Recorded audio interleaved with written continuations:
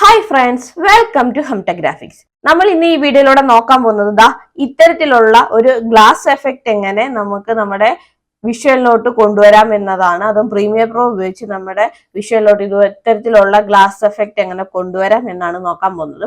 അപ്പം അതിനെ പറ്റിയൊക്കെ നമുക്ക് ഡീറ്റെയിൽ ആയിട്ട് വീഡിയോ ഉണ്ട് തന്നെ മനസ്സിലാക്കാം. ഓക്കെ, അപ്പൊ നമുക്ക് ഗ്ലാസ് എഫക്റ്റ് കൊണ്ടുവരേണ്ടതായിട്ടുള്ള വിഷ്വൽസ് നമ്മുടെ ടൈംലൈനിലോട്ട് കൊണ്ടുവരാം. നമുക്ക് ഇനി ഒരു അഡ്ജസ്റ്റ്മെന്റ് ലെയർ ക്രിയേറ്റ് ചെയ്യാം. എന്നിട്ട് അത് നമ്മുടെ ആ ഒരു വിഷ്വലിന്റെ മുകളിലായിട്ട് കൊണ്ടിടാം. ആ ഒരു അഡ്ജസ്റ്റ്മെന്റ് ലെയറിനെ, അതായത് നമ്മുടെ വിഷ്വലിലെ ഏത് പോർഷനിലാണ് ഗ്ലാസ് എഫക്റ്റ് വരേണ്ടത് അതിന്റെ തൊട്ട് മുകളിലായിട്ട്. അപ്പൊ എനിക്ക് നടുക്ക് പോർഷനിലായിട്ട്, ആ ഒരു വിഷ്വലിന്റെ നടുക്ക് പോർഷനിലായിട്ട് ഇതുപോലെ ഒരു ഗ്ലാസ് എഫക്റ്റ് വന്നാൽ മതി. ഇപ്പം ഗ്ലാസ് ബാർ എഫക്റ്റ് വരാൻ വേണ്ടിയുള്ള ആ ഒരു പോർഷൻ നമ്മൾ സെലക്ട് ചെയ്തു. അതിന്റെ മുകളിലായിട്ട് ഇതുപോലെ അഡ്ജസ്റ്റ്മെന്റ് ലെയർ കൊണ്ടിട്ടു. ഇനി നമ്മൾ എന്താണ് ചെയ്യേണ്ടതെന്ന് വെച്ചാൽ നമുക്ക് അടുത്തത് എഫക്റ്റ് എടുക്കാം. അതിവിടെ ട്രാൻസ്ഫോം എന്ന് സെർച്ച് ചെയ്യാം. ട്രാൻസ്ഫോം എഫക്റ്റിനെ നമുക്ക് നമ്മുടെ അഡ്ജസ്റ്റ്മെന്റ് ലെയറിലോട്ട് ഡ്രാഗ് ആൻഡ് ഡ്രോപ്പ് ചെയ്യാം. ഓക്കെ, അത് കഴിഞ്ഞിട്ടുണ്ട്. ഇനി നമ്മൾ ചെയ്യേണ്ടതെന്ന് വെച്ചാൽ എഫക്റ്റ് കൺട്രോളിൽ വരാം. ഇവിടെ യൂണിഫോം സ്കെയിൽ എന്നത് അൺടിക്ക് ചെയ്യാം. ഇനി ഞാൻ ഇവിടെ കൊടുക്കാൻ പോകുന്ന വാല്യൂസ് നിങ്ങൾ അതേപോലെ കോപ്പി പേസ്റ്റ് ചെയ്താൽ മതി. അപ്പൊ ആ വാല്യൂസ് ഒക്കെ ഞാൻ സൈഡിലായിട്ടൊന്ന് ലിസ്റ്റ് ചെയ്തിട്ടേക്കാം. ആദ്യം നമുക്ക് സ്കെയിൽ ഹൈറ്റ് എന്നത് 150 ആക്കാം. അതുപോലെ സ്കെയിൽ വിഡ്ത്ത് എന്നത് 30 ആക്കാം. അടുത്തത് റൊട്ടേഷൻ എന്നത് 25 ആക്കാം. എന്നിട്ട് ഇനി ട്രാൻസ്ഫോം എന്നതിലോട്ട് വരാം. അവിടെ നമുക്ക് വേണ്ടത് സ്കെയിൽ എന്നത് 130 ആക്കണം. അപ്പം 100 ആണ് കിടക്കുന്നത്, അത് മാറ്റിയിട്ട് 130 ആക്കണം. ഓക്കെ, അത്രയും ചെയ്യുമ്പോൾ തന്നെ നമ്മുടെ ഗ്ലാസ് എഫക്റ്റ് ഇതാ ഇവിടെ വന്നിരിക്കുന്നതായിട്ട് കൂട്ടുകാർക്ക് കാണാൻ സാധിക്കുന്നതാണ്.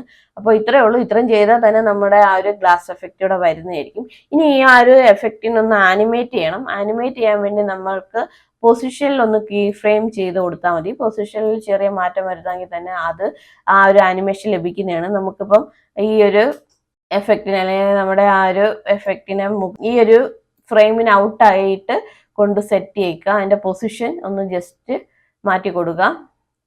ഓക്കെ, നമ്മുടെ ആ ഒരു വീഡിയോയുടെ പുറത്തായിട്ട് വരണം, അല്ലെങ്കിൽ നമ്മുടെ ആ ഒരു ഫ്രെയിമിന്റെ പുറത്തായിട്ട് കൊണ്ടുവന്നതാണ് ഞാനിങ്ങനെ വെച്ചിട്ടുണ്ട്. ഓക്കെ, എന്നിട്ട് അവിടെ ഒരു കീ ഫ്രെയിം കൊടുക്കാം. ഇനി കുറച്ച് ഇങ്ങോട്ട് മാറിയിട്ട് ആ ഒരു വിഷ്വല് ഇപ്പുറത്തെ എൻഡിലായിട്ട് വരണം. ആ ഒരു എഫക്റ്റ് ഇപ്പുറത്തെ എൻഡിലായിട്ട് വരണം. അപ്പൊ അത് ഒരു പൊസിഷൻ ഇങ്ങനെ ജസ്റ്റ് മാറ്റി കൊടുത്തിട്ട് നമ്മുടെ അതും ആ ഒരു ഫ്രെയിമിന് ഔട്ടാക്കി കൊടുക്കാം. ഓക്കെ ഓക്കെ അപ്പൊ അത് ചെയ്തിട്ടുണ്ട്. ഇനി നമുക്കൊന്ന് പ്ലേ ചെയ്ത് നോക്കാം. നല്ല ലോഡ് ആവുന്നുണ്ട്. എൻ്റെ സിസ്റ്റത്തിന് ഇച്ചിരി പെർഫോമൻസ് കുറവ്, അതുകൊണ്ടാണ്. ഓക്കെ, അപ്പൊ അത്രേ ഉള്ളൂ. ഇത്രയും ചെയ്യുമ്പോൾ തന്നെ നമ്മുടെ ആ ഒരു എഫക്റ്റ് ഇവിടെ നമുക്ക് കിട്ടിയിട്ടുണ്ട്. ഇനി നമുക്ക് ഇതൊന്ന് കോപ്പി പേസ്റ്റ് ചെയ്ത് വെക്കാം, അതായത് അതിന്റെ ഒരു ഡ്യൂപ്ലിക്കേറ്റ് എടുത്ത് വെക്കാം. അപ്പോൾ ആ ഒരു പ്രൊഫഷണൽ ലുക്ക് വരുന്നതായിരിക്കും. അപ്പൊ 2 ഡ്യൂപ്ലിക്കേറ്റ്സ് ഞാൻ ഇതുപോലെ എടുത്തിട്ടുണ്ട്. ഓക്കെ, അപ്പൊ അത്രേ ഉള്ളൂ. ഇതെല്ലാം സെറ്റ് ആയിട്ടുണ്ട്. ഇനി നമുക്ക് ഇത്തരത്തിൽ സിമ്പിൾ ആയിട്ട് തന്നെ ഗ്ലാസ് ബാർ എഫക്റ്റ് ഒക്കെ ഒന്ന് പ്രീമിയർ പ്രോ ഉപയോഗിച്ച് നമ്മുടെ വിഷ്വൽസിലോട്ട് കൊണ്ടുവരാൻ സാധിക്കുന്നതാണ്.